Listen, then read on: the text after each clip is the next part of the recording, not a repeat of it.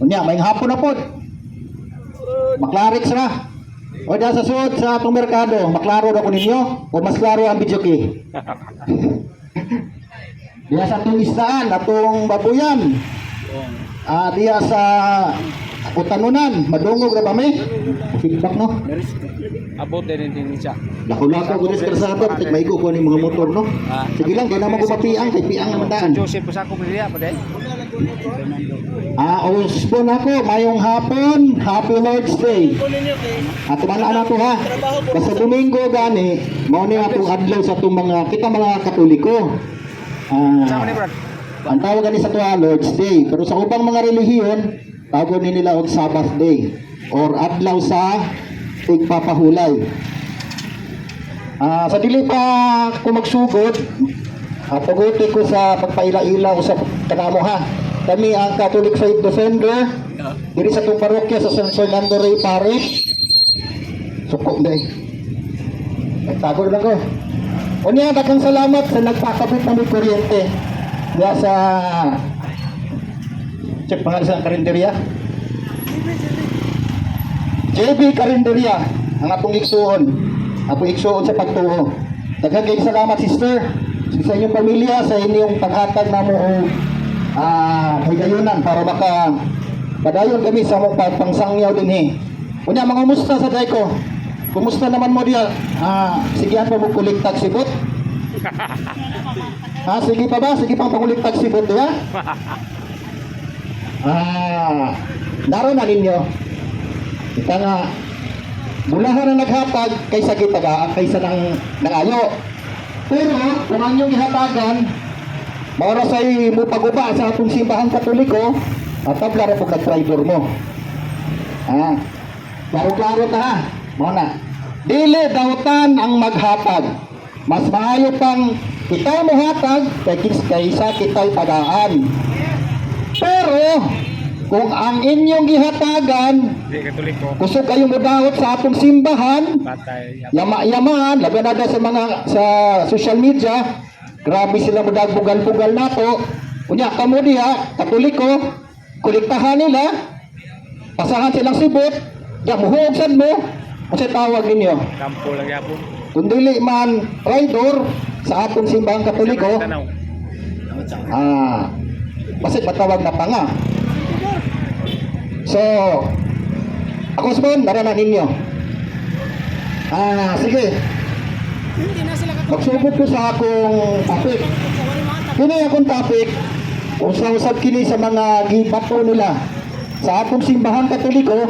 Kanato na Katoliko, nakita ko no, napasagad lang og istorya. Karon di na ni mga hatag. Nakita ang tunood na simbahan. Ito na lang wa maabot. Karon, Ito mao ni plano na ko nga. kung matamingon kita true church, Battery ato na. siyempre doon na ng mga timailhan.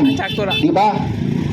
Doon na yung mga timailhan kung saan pag-ila, nagka ng simbahan na tinukod yun ni Kristo. So muna akong i-discuss kaninyong panan karon. Na naman Katoliko. Inaot ka na sa soda, makadungog mo na ako. Para dili mo malipat, dili mo maskam.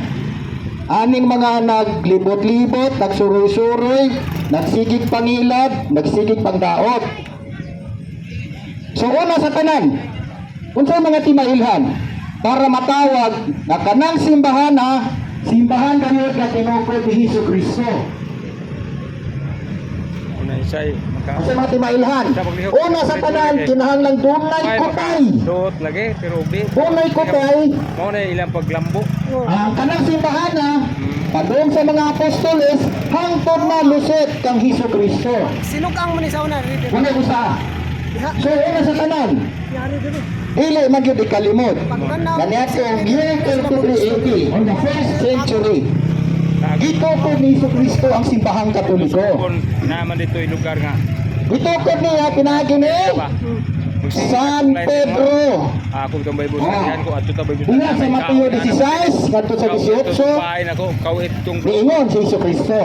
Ato na sa ninguspon tunga kung this is always been born again. always been mentioned Bulok in every preaching. Sound ba? So kaning Mateo 16, Ayaw 18. sa blutok sa kung So sa gitigom ni Hesus Kristo are mo rin kay ang mga disipulo kapangutan na mo. o gitawag niya si Pedro. Gikan na. So giingnan niya si Pedro, Tago na sila. Simon, anak ni Jonah. Ikaw karon pagkatawgon na Pedro. Buot pasabot Pedro, ikaw usak ta, ikaw bato. Sa ibabaw na inyong bato, pagkatuturon ko ang akong iglesia. Kung wala ni bisan kinsa, bisan pagangkanghaan sa Hades, dili makalumpag ni ini. Oh. Ipunan pa ni Jesucristo Ito siguro na gid. ang imong pagabadbaran diri sa kalibutan, pagabadbaran usab didto sa langit. Ang imong pagkakapuson dinhi sa kalibutan, pagkakapuson usab sa langit. Ug labaw na yang pasayloon sa atong simbahan Katoliko, pinaagi ni San Pedro. Ang iyang pagpasayloon ng mga makasasala, pasayloon pud sa langit. Ug gipunan pagayod sa atong Ginoong Jesucristo. Kanimo Pedro, ibilin ko ang mga yaon sa ganghaan sa langit. Diba? So ato ning tagsa-tagsahon. Ato ning tagsa-tagsahon ha, para makasabot yun mo. Paling-paling unya gawas paling-paling. Ay klaro ko tuod mo gawas. Kung atong ng tao magbalik, ha, gikan sa pagsugod sa Kristyanismo ug sa simbahang Katoliko, miingon man yung tagawapang relihiyon nga dili ko na tinuod nga si San Pedro maoy Ikaw ba na? Ikaw ba na to? unang Santo Papa. So na, nagdala ko lista ha. Nagdala ko lista, maigsoon. Nag-away man So Saint Peter 33 to 67 AD. So nagsunod niya si Pope yang kusinero. Saint Linus. So dili na lang to, dili na to doon, taas kay ni. Mao lagi. Niabot ni og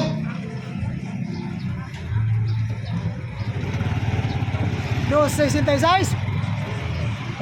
266. Subat ulit. 266. Karon kan St. Francis na ha, 266. So diha palanggaan kanang akutay kanang nga linkage, makita na nato nga ang timali usa sa timailhan sa atong simbahang Katoliko nga tinukod gayud ni Jesucristo si San Pedro. Okay. Ang sunod, unsa man ibot pasabot aning kanimo Pedro, ibilin ko ang mga yawi sa ganghaan sa langit.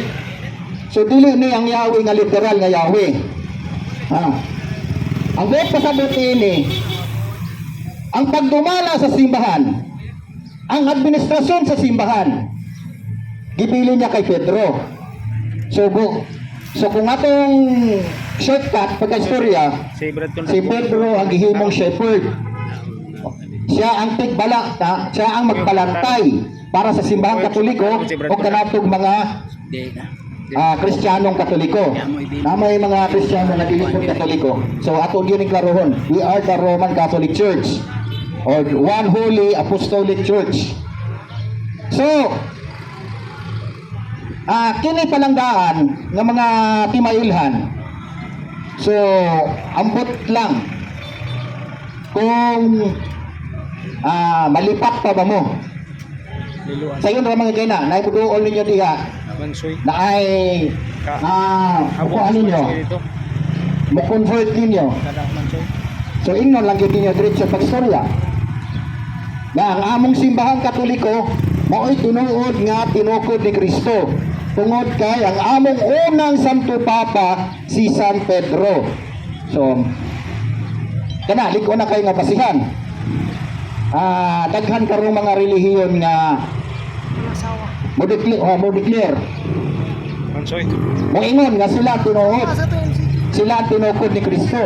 Pero kung imong subayon, ipasubay nimo sila ha, kung kinsay mga founder sa ilang simbahan, o kano sa kanina tukod ilang simbahan, or bakainon kita nga dakong baka. Like sa Seventh-day Adventist, kano sa natukod?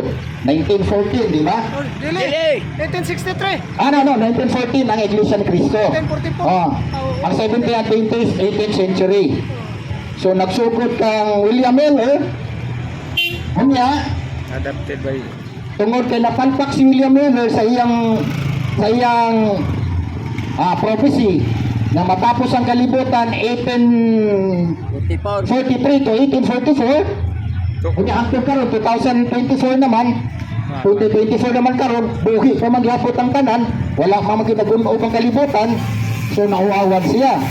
So daghang mga magtutuho niya, mga followers niya, medyo na-discourage. Baling Ellen White. Kisakyan dayon ni Ellen G. White. Pastura man yan. O si Ellen G. White dayon ang ningtiwalag kang William Miller mo nagtukod sa 70